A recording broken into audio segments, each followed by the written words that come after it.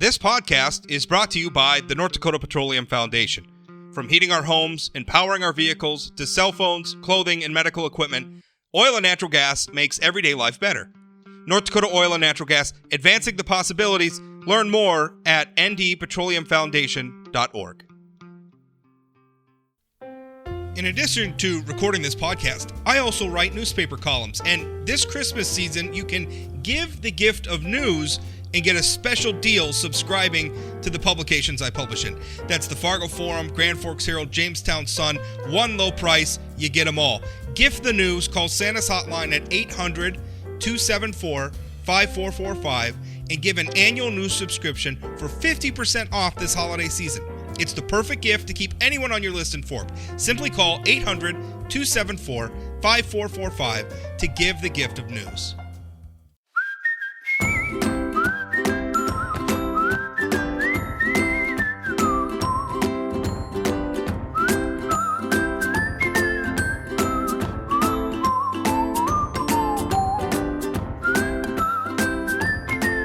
Welcome to the Play and Talk Podcast. I'm your host, Rob Port. We are going to talk about, we're going to find out what the hell biosurfactants are, which should be an interesting discussion. It's more interesting maybe than I'm making it sound. It's not just energy industry nerdy stuff. We all remember that Governor Doug Burgum earlier this year issued, I don't know what you want to call it, a challenge, I think, to some of North Dakota's industries that we want to get to a place where we can be carbon neutral as a state without giving up some of our most important industries, the oil industry, the gas industry, the coal industry. It was a very interesting challenge. And so part of that endeavor, we're seeing all sorts of stuff across the oil industry, across the coal industry, carbon capture projects, everything else aimed at achieving that goal. And so my guest that I'm going to speak to in a moment, Kevin Black, he's the CEO of Creedence Energy Services based in Minot. Marty Shumway, he's the Technical Services Director of Locus Bio-Energy Solutions. We're going to talk with them about a project that they've been finding a lot of success with that was authorized by the North Dakota Industrial Commission in a moment. Before we get to that, first of all, I want to thank all of you listeners. We're at the point where we're getting thousands of downloads per episode of this podcast. That's awesome. A lot of you are listening to the podcast by clicking play. If you're seeing this pop up in an article on your browser or something, you'll click play there. Maybe you're finding the audio on Facebook and you're listening that way. Hey, whatever way you want to listen to works for me, but it really helps the show if you were to subscribe via, I don't know, Apple Podcasts or Spotify or something. If you subscribe to the show that way, it really helps us out. You'll get notified every time there's a new episode. Also, if you would go and on one of these platforms, leave an honest review of the podcast, that helps a lot as well. Anyway, having gotten that out of the way, let's talk with our guest, Kevin Black, CEO of Creedence Energy Services. What are biosurfactants, first of all? You bet. Well, good morning, Rob. Thank you to you and your listeners for having us. So about a year and a half ago, perhaps a little bit more, when we experienced a major crash in the oil markets, our company, which traditionally focused on production chemicals such as scale inhibitors, corrosion inhibitors, things that help protect the assets, the metallurgy on all of these wells, we shifted gears and we said, how do we part of that solution to produce more oil with less energy, right? And so we through a mutual contact, we were able to connect with Locus Bio-Energy and started to learn about their products, the biosurfactants. Biosurfactants are Kevin, by the way, very nicely pointing out that I've been pronouncing it wrong. So thanks for that, Kevin. That's all right. So essentially, biosurfactants perform in the same way a lot of traditional surfactants work, right? They reduce surface tension, they reduce interfacial tension, and essentially they change the wettability of the formation. But what makes these surfactants so unique, and Marty can elaborate on this much better than I can, but what makes them so unique is that we've proven both in the lab and in the field that they actually have the ability to absorb to the reservoir, to the rock face, and then desorb over time. So you have an actual lasting effect that doesn't just go down the well and come right back. We're able to provide a sustained, enhanced production effect.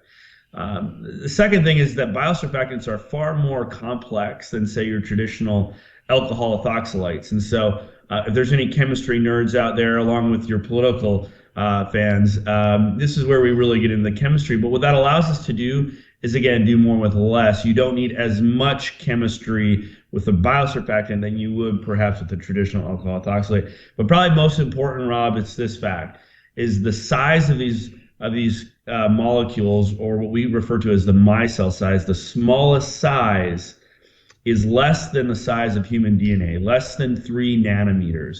And that is important because it allows us to reach deeper and further into the Bakken Shale. And as anyone who's familiar with Western North Dakota and the Bakken, you know that you're working with an extremely tight shale. So that allows us to access more oil than you would be able to touch and mobilize in with a traditional surfactant. So I think maybe we need to get back.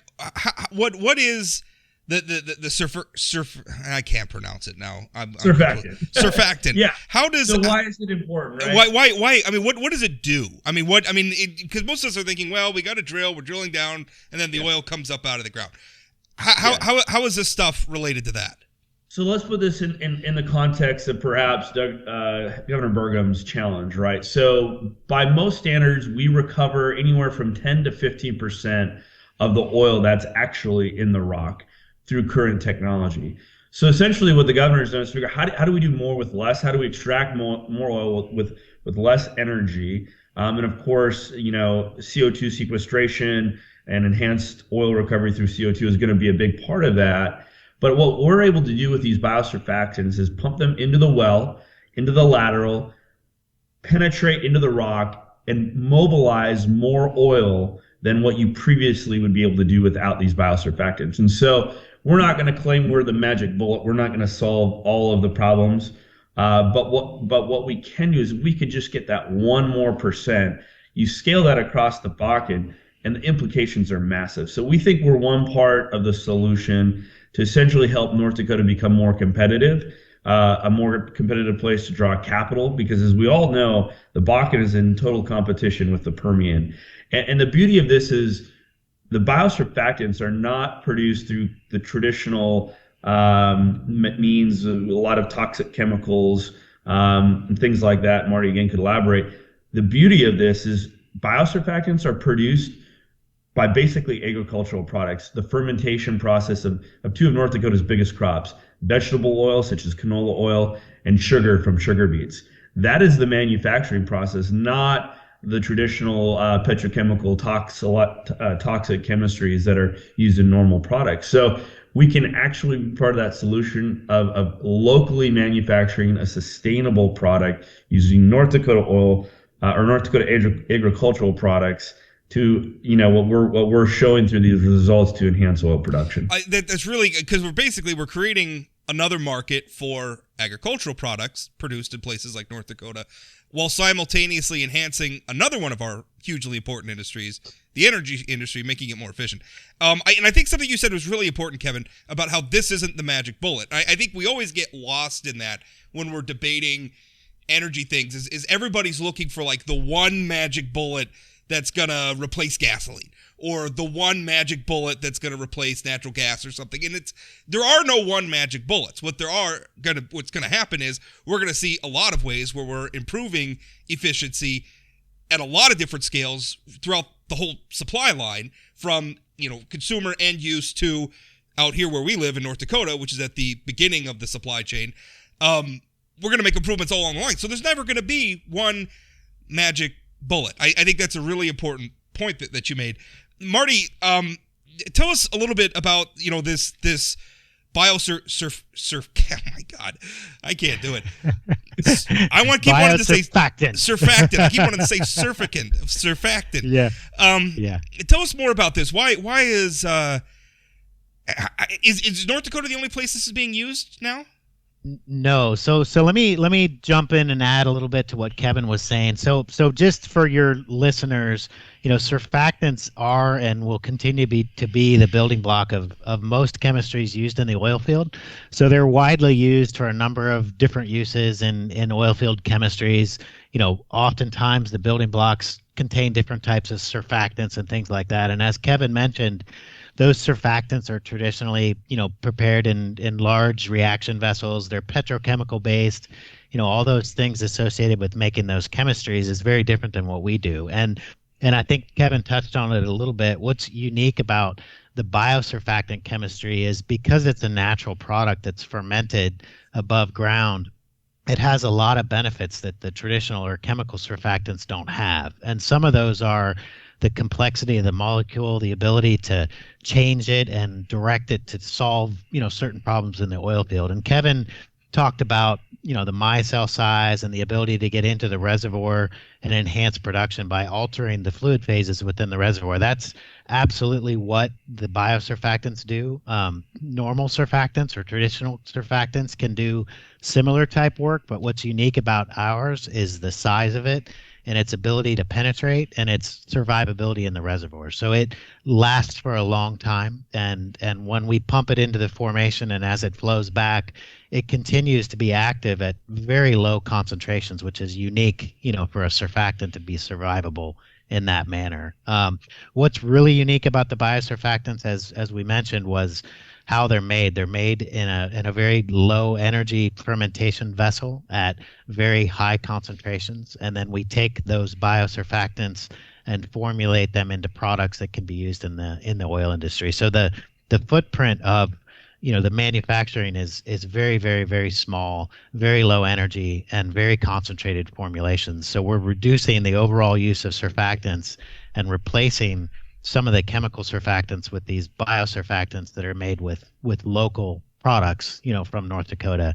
You asked, are we active elsewhere? Yes, we're active in the Northeast and the Appalachian Basin, and then also in West Texas and East Texas and Oklahoma. So we've been doing this for some time and learning an awful lot about the chemistries and how they react with different reservoirs, onshore across the U.S.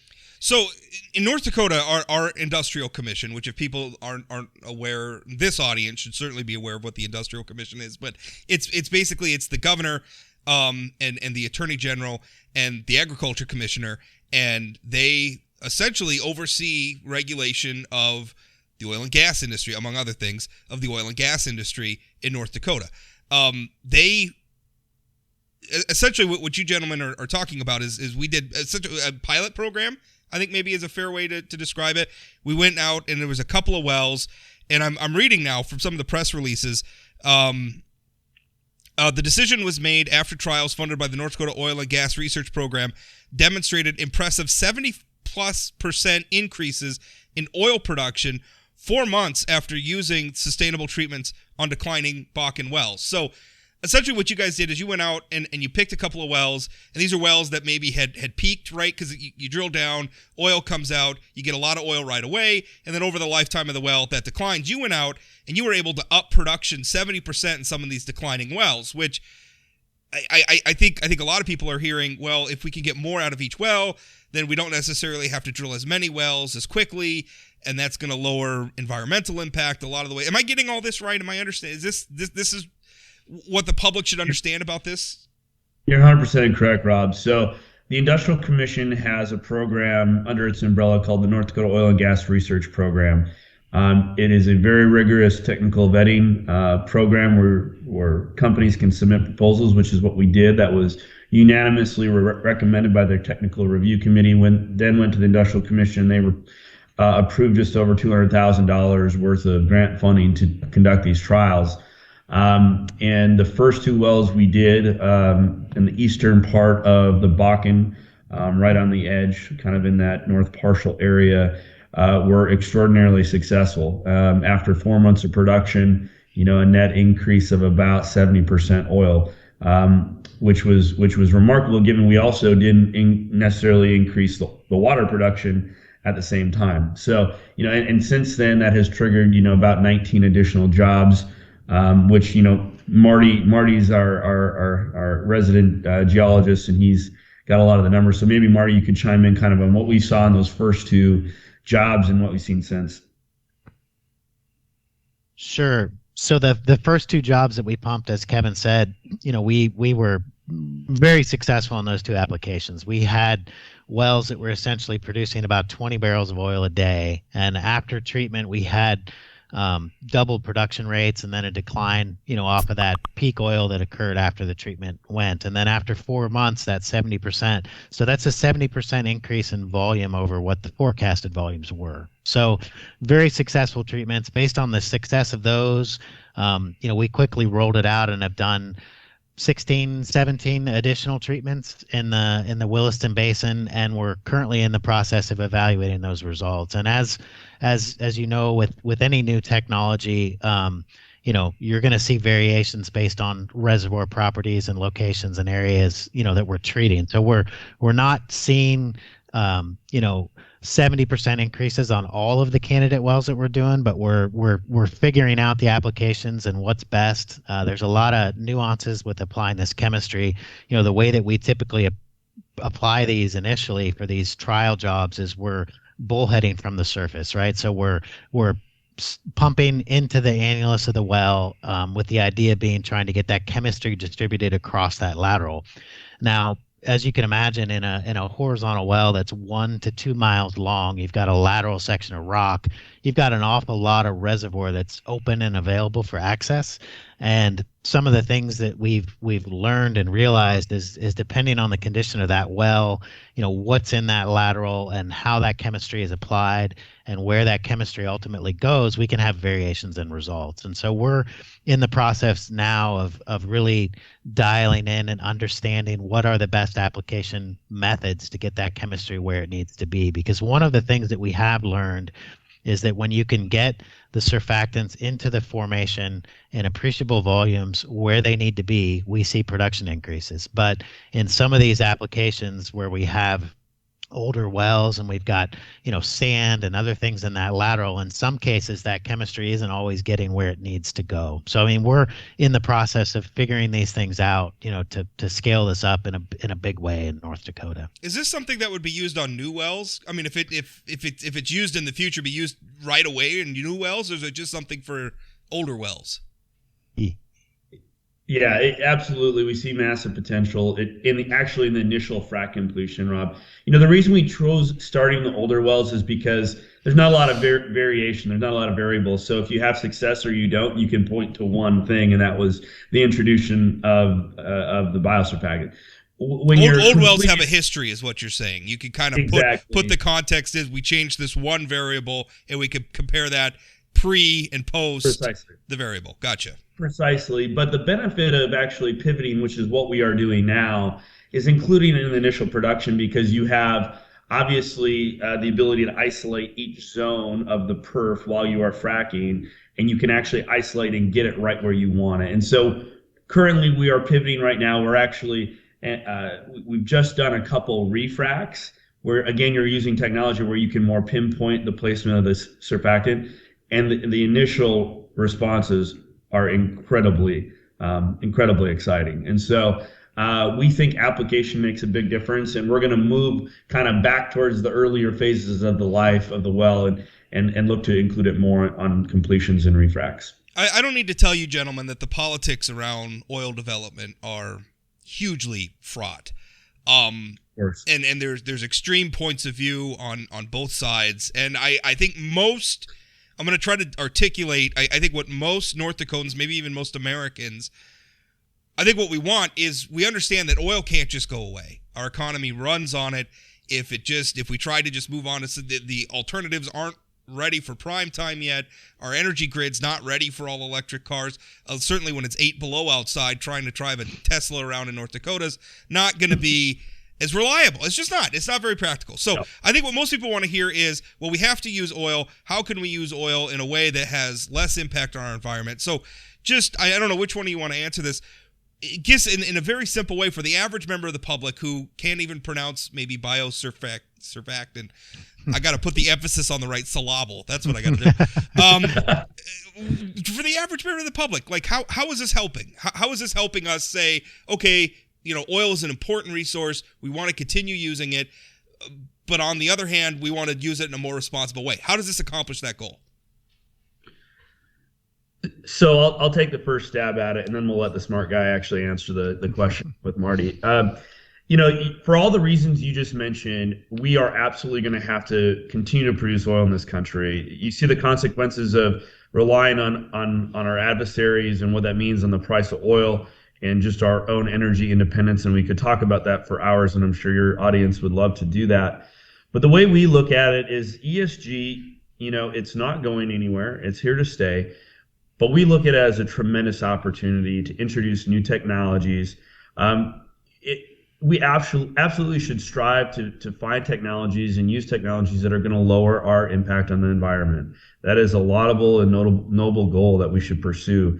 And I think we can do it and not sacrifice the amount of energy that we're producing here. I think we can enhance the amount of energy we're producing. And why not do it here? Because in North Dakota, in this country, we're going to do it better and we're going to do it cleaner than certainly China and India and all these other countries that frankly maybe aren't our best friends. In fact, quite the opposite. But I think, Marty, maybe you could touch on it a little bit here on why the technology achieves those goals.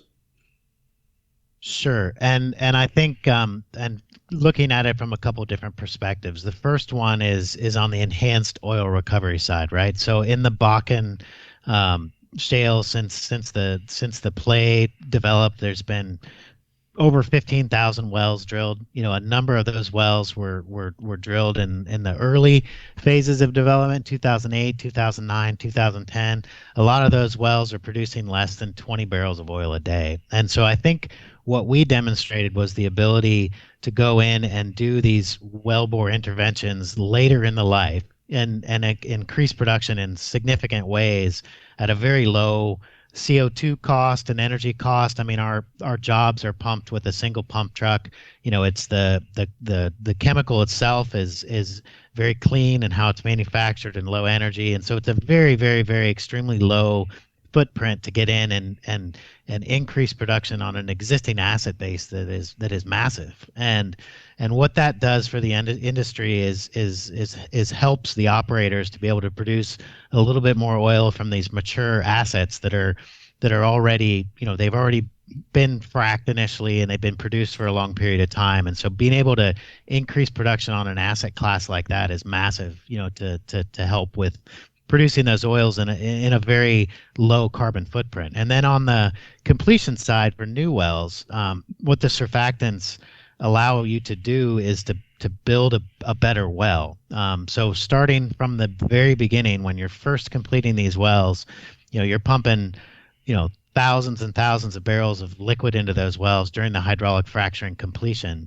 And when you include our chemistry in that completion, you get in the life of that well, it's really the only time that you get that kind of far field displacement of that chemistry. And what we've seen through the pilot jobs on these enhanced oil recovery jobs is that we see that chemistry coming back for long periods of time after it's been done, which can help to enhance the production. So the biosurfactants have the ability to build a better well, so better fracture extension, better initial production, and all the things that you're looking for when you're completing a new well. We have the potential to make those better, and what that does is reduces the amount of energy that you're spending to get that oil. So if you're using less energy in the frac by choosing chemistries that are more efficient and better applied, and you're getting more oil out of the ground with the same amount of equipment on the ground, the fracturing equipment, things like that, that's a real win. And then I think probably one of the biggest ones on the environmental side is that local production of these chemistries, right? So we're not producing the chemistries in North Dakota today, but as we build this out, we and Creedence have every intent of exploring ways to manufacture this chemistry in North Dakota, which would use the local resources, canola oil and sugar and things like that are produced locally. So that tie-in with both agriculture and energy is a big part of it. Yeah, and then if you make it in North Dakota and then use it in North Dakota, you don't have to transport it very far. Correct. Yeah. One thing I really like, the capitalist in me loves this too, because everything you guys are saying, we're talking about, wow, this is really beneficial for the environment, everything. It's really beneficial I gotta think, this makes it cheaper, right? Like if your well is going to produce more oil over its lifetime, or it's going to produce it more efficiently, then that's saves on the bottom line too. And I know a lot of people out there are like, oh, it's going to make more money for the oil industry, right? Like Nobody's gonna do cartwheels over that. But I think about it along the way. If it's more efficient, that's gonna be better for royalty owners, right? Individual property, people who own the mineral rights, it's gonna be better for them. It's better across the board. So I think anytime, we could tie profit motive to something that's good for the environment too, that's a win all the way around. Let's take that and go home, right? I mean, absolutely. There's no reason why you can't do both. And as you know, Rob, we're producing 1.1 million barrels a day. That's down from 1.5 pre-COVID. So for a state that relies on over 50% of its tax base coming from oil and gas, we have to be in the position to develop new technologies. This is going to be one of many. But if we can incentivize entrepreneurs and new businesses to come to the table with these types of technologies to make even just one little bit cleaner, lower carbon barrel of oil, then we are more attractive for capital to come here to North Dakota, and that's what this state needs. We need to find ways to be more attractive for capital to come back. Because for the last year and a half, it has been a challenge. Well, attracting capital to North Dakota has been a challenge since statehood. So you're right, spot on. And let's finish up our conversation talking a little bit about just that, the public policy that made these dollars available for this program, because this is through the North Dakota Industrial Commission. The legislature has created, I guess, what people are colloquially calling the Green Energy Fund. But our state government is putting tax dollars on the line to support exactly these sorts of initiatives, and which I think is an appropriate use of tax dollars, where let's help our industry our important industries in our state that employ a lot of people that pay an enormous amount of taxes that are an integral part of our tax base. Let's find ways to help them do their jobs better and make them more competitive with other industries across the nation and across the world. Let's do that. To me, that's a very appropriate use of tax dollars. So talk a little bit about how it came to be that the state of North Dakota laid some money on the table for this. Yeah, you bet. I mean, these are smart programs. They're not never-ending subsidies to the oil and gas industry. Right. We're not subsidizing production. We're not paying you per barrel of oil. Right. What we're doing is we're giving entrepreneurs, and not just small companies, but big companies alike, the opportunity to develop new technologies and to incentivize operators to give them a try. I mean, anytime you try something new, talk to any entrepreneur everywhere. It's tough. It's risky. It's tough to get people to try new things. But they've set up a very rigorous process to evaluate this at a highly technical level. You go through the ringer, which we did. And at the end of the day, they saw exactly what we saw. A novel chemistry, an opportunity to produce something locally that is going to benefit the state, both from obviously an oil and gas perspective, but if we can essentially scale this to the size we believe it can be, create another market for some of our egg producers. Obviously, there's been more programs that came out here in this last legislative session, which I think are going to be critically important to moving the needle to producing lower carbon oil, and that's really what it's all about. CO2, we talk a lot about CO2 sequestration.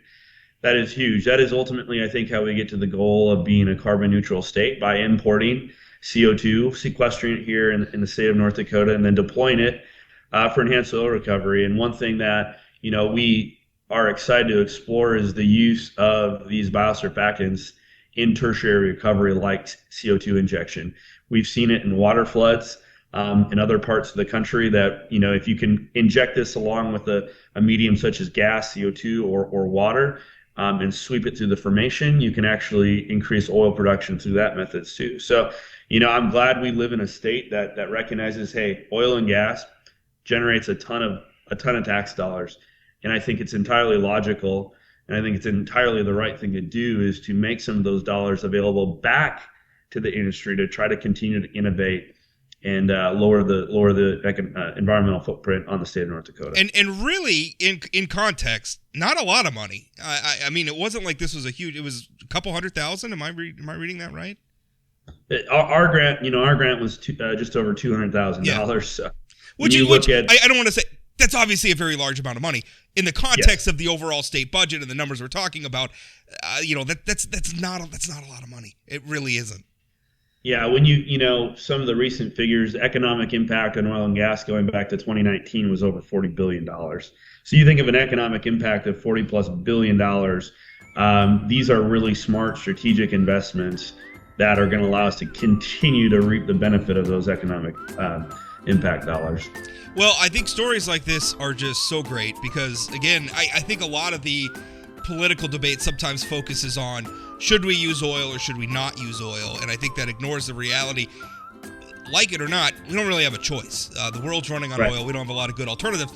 So, hey, how about we figure out how to do oil better? And this seems like at least part of that larger strategy. So, gentlemen, I appreciate your time. Thank you so much for coming on today.